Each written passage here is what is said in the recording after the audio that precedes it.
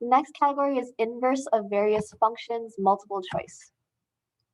So essentially, we just need to find the inverse and then see which one it is. So let's annotate. We have f of x is equal to 7x over 8. So remember the steps. You want to replace this with y. So y is equal to 7x over 8. Then the key is switch x and y. Okay, switching x and y. So this becomes x is equal to 7y over 8. Literally just switch x and y in your equation. After that, we want to solve for y. So solving for y, we're going to multiply by 8. Multiply by 8. Those will cancel out. We'll get 8x equals 7y. Y is almost by itself. All we got to do is divide by 7. Those cancel out. We get 8x over 7 equals y. And then you don't leave it as y, but you're going to have it as f inverse of x.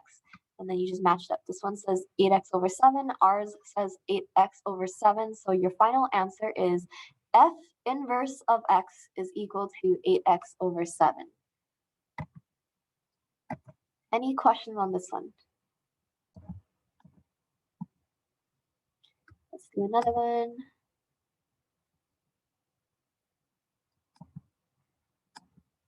Okay, so we have f of x is equal to the cubic root of 5x. So let's replace f of x with y. So we have y equals the cubic root of 5x. And then remember the key is to switch x and y. So let's do that. Y is equal to becomes x is equal to, you have the cubic root of 5y. Okay. And then after this, we just need to solve for y. So the first thing we need to get rid of is the cubic root. Okay, so to get rid of the cubic root, you just need to raise everything to the power of 3. So if you come across a square root, you raise it to the power of 2. A third root, like a 3 inside your radical like this, you raise it to the power of 3. A fifth root, you raise it to the power of 5. A 10th root, you raise it to the power of 10. Okay, so to get rid of that, we're going to raise it to the power of 3. This becomes x cubed is equal to, this cancels with that, it becomes 5y. X cubed is equal to 5y. Then to get y by itself, we're going to divide by 5. That cancels out. We get x cubed over 5 is equal to y. And so that is this one. So you read this as f inverse of x. F inverse of x is equal to x cubed over 5.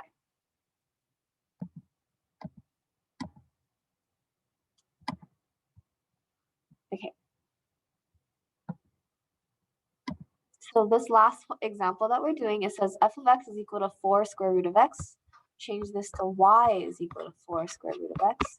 Now that we have our y, the key is to switch x and y.